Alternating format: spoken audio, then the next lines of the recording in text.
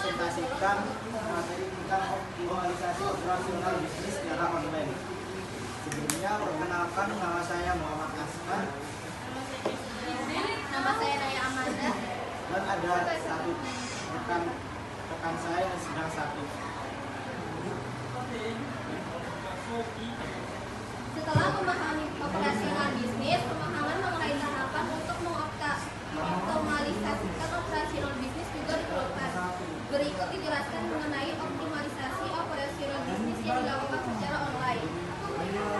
A. Menentukan dan mengukur metrik KPI bisnis. Pemilihan KPI yang tepat akan dipengaruhi oleh pemahaman mengenai hal penting bagi bisnis atau perusahaan serta aktivitas penting bagi bisnis. KPI memiliki karakteristik antara lain ukuran non-finansial, ukuran regular, indikator yang diketahui manajemen, efek signifikan dan positif, tanggung jawab individu, serta yang terlibat dalam perusahaan. Satu, manfaat KPI. Pertama, KPI merupakan dasar dan landasan yang digunakan oleh para pemimpin bisnis dalam melakukan evaluasi kerja departemen dan individu. Kedua, KPI juga dimanfaatkan untuk memberikan insentif dan motivasi kepada karyawan. Jenis dan contoh KPI di perusahaan. Jenis KPI itu adalah KPI untuk laporan keuangan, KPI untuk pengembangan bisnis, KPI untuk manajemen proyek, KPI untuk pelaporan penjualan, KPI untuk dalam strategis pemasaran. Contoh KPI itu kegiatan usaha, pendapatan rutin bulanan, margin, keuntungan, nilai yang diharapkan, pertumbuhan, penjualan, jadwal kegiatan. Penentuan dan pengukuran KPI. Metrik untuk KPI perlu disesuaikan dengan setiap operasi bisnis yang berbeda-beda. Contohnya itu ketika dipakai untuk kebutuhan layanan bisnis, maka KPI perusahaan harus mencakup net, net, NPS. Identifikasi penghambatan pertumbuhan bisnis. Untuk mengatasi, maka tim manajemen perusahaan perlu melakukan evaluasi pada proses.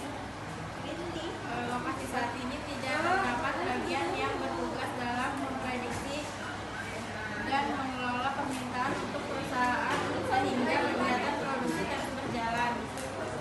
Analisis dan tingkatan proses bisnis. Peningkatan proses kerja SDM menggunakan teknologi terbaru untuk mengelola, menyimpan serta melacak semua permintaan SDM pada satu tempat.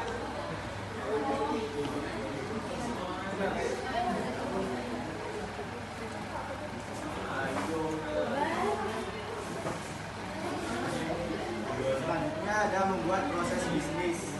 Dilakukan analisis mengenai penyebab permasalahannya, yaitu kurang maksimalnya proses orientasi atau onboarding. Tim operasional bisnis akan membuat proses onboarding karyawan yang terdiri atas pelatihan customer service, sales call, dan pelatihan pemasaran email. Yang terakhir yaitu kesimpulan. Perusahaan juga perlu mengidentifikasi penghambat pertumbuhan bisnis seperti ketidak operasional atau kurangnya optimalisasi. Selanjutnya, proses bisnis yang ada dianalisis dan ditingkatkan menggunakan teknologi untuk efisiensi yang lebih baik. Selain itu, perlu dibuat proses baru seperti program onboarding yang optimal guna meningkatkan kepuasan dan produktivitas karyawan.